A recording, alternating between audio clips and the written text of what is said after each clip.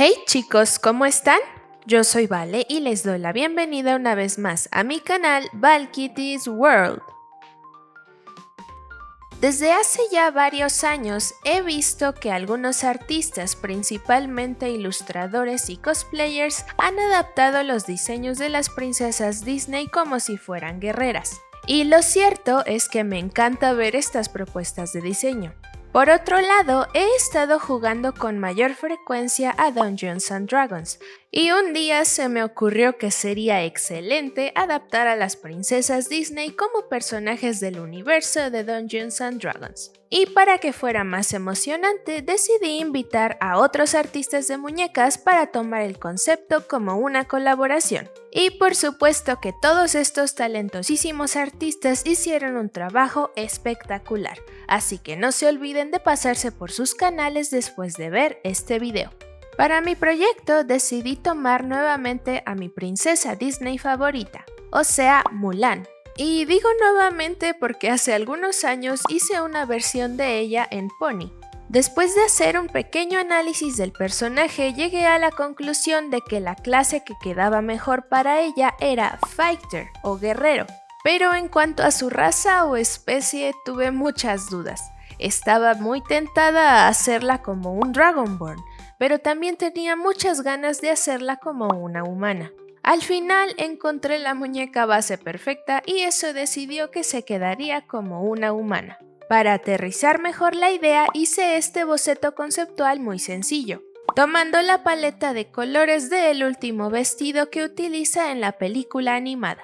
Como base decidí utilizar este cuerpo de Barbie BMR 1959 junto con esta cabeza de mala de live action de La Sirenita. Debo confesar que tengo una cantidad embarazosa de Barbies en mi cajón de stock, así que me pareció perfecto utilizar una para este proyecto. Aunque esta cabeza de mala no es precisamente una Barbie, es exactamente de la misma escala. Además de que su molde de cara me parece perfecto para Mulan. Y creo que no lo había mencionado en el canal, pero mis cuerpos articulados favoritos son los Barbie Made to Move, y este en particular es del tono perfecto para la cabeza de mala. Y bien, ahora que ya he seleccionado a mi víctima, ¿qué les parece si comenzamos? En esta ocasión decidí comenzar por su outfit. Quise hacer una combinación entre un hanfu, que es la vestimenta tradicional china, y un outfit medieval. Así que comencé haciendo la blusa conocida como ru. Y para hacerla decidí utilizar esta tela que se llama Habana, que originalmente es para tapicería, pero me gustó la textura.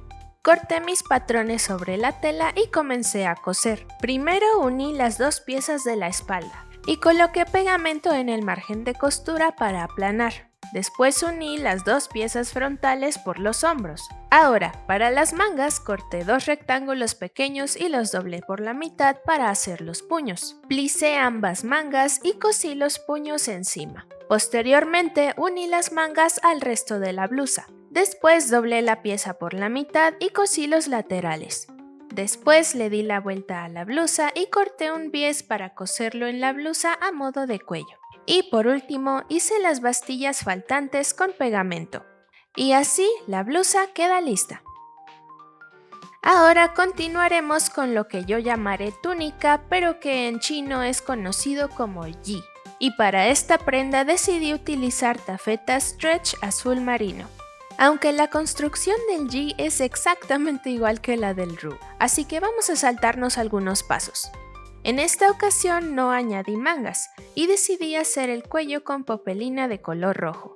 Y después de hacer las bastillas inferiores, el yi queda listo. Y como última prenda decidí hacerle un pantalón, para el cual decidí utilizar esta tela delgada de algodón cuyo nombre olvidé. Nuevamente tracé mis patrones en la tela y comencé a coser. Primero uní las piezas frontales con las piezas traseras. Una vez hecho, abrí la pieza y cosí encima para aplanar el margen de costura. Posteriormente, uní ambas piernas cosiendo completamente la parte de atrás y hasta la mitad en la parte de enfrente. Y después abrí el pantalón y cosí toda la entrepierna.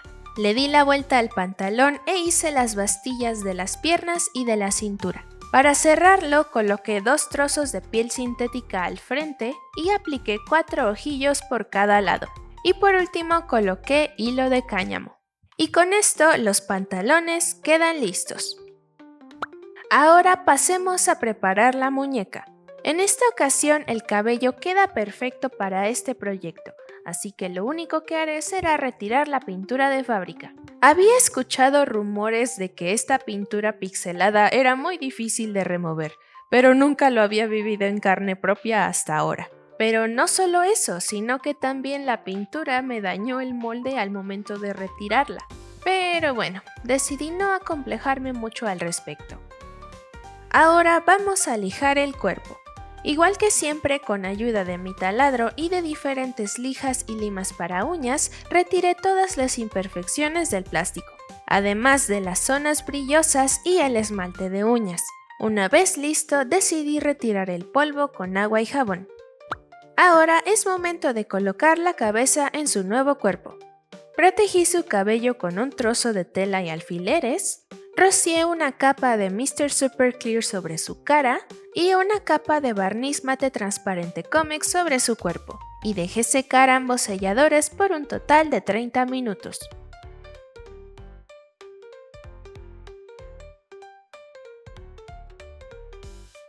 La balada de Hua Mulan es el título del milenario poema chino que da origen a la legendaria guerrera Mulan. El primer texto escrito de la historia de Mulan es una balada folclórica que se remonta a las dinastías del norte en China durante el siglo VI, del 386 al 581 después de Cristo, que dice así: "Tsi, tsi, tsi, tsi, delante de la puerta Mulan teje. A menudo, el ruido de la lanzadera se interrumpe y solo se oyen los suspiros de la niña. Le preguntan en quién piensa. ¿Qué es lo que evoca? No pienso en nadie. No me acuerdo de nada. Ayer tarde leí la Gaceta Militar y me enteré de la movilización del Kan. El nombre de mi padre aparece en las 12 ordenanzas. Mi padre no tiene un hijo en edad de servir. No tengo un hermano mayor.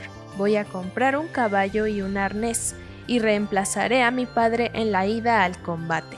En el mercado del este consigue un buen caballo, y en el del oeste compra una silla, la mucerola, el freno y las riendas en la feria del sur, y en la del norte una larga fusta. Por la mañana abandona a sus padres.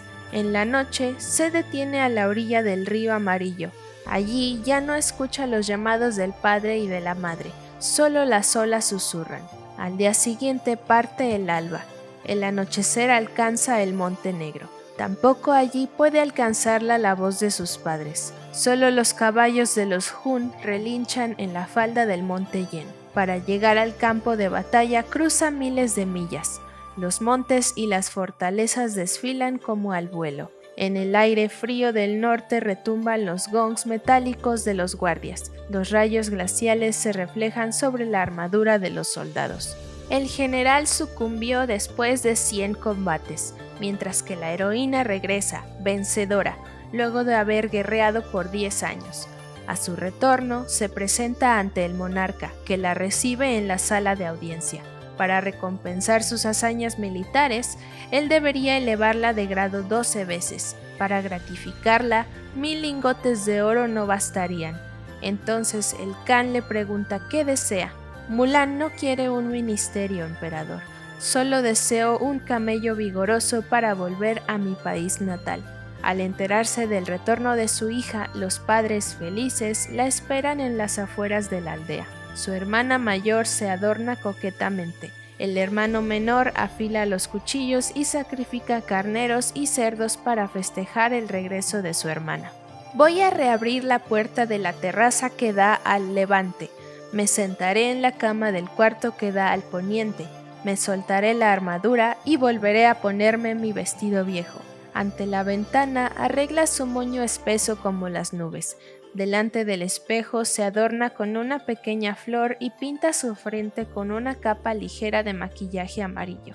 Sale para ver a sus compañeros de armas que, asombrados, exclaman: "Durante 12 años hemos vivido juntos y siempre ignoramos que fuera una muchacha". Chilla el conejo si lo sorprende el sol. La coneja posee ojillos más vivaces. Cuando los dos escapan corriendo a ras de tierra, ¿quién puede distinguir a la hembra del macho? Una vez terminado el face-off, rocié 2 capas de cada sellador.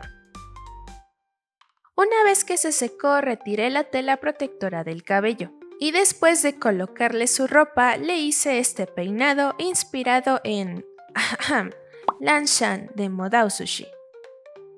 Para sus zapatos decidí utilizar este par de botines de la marca Creatable World.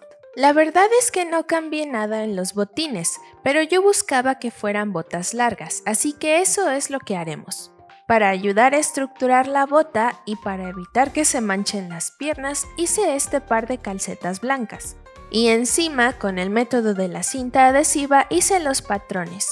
Y decidí utilizar piel sintética stretch.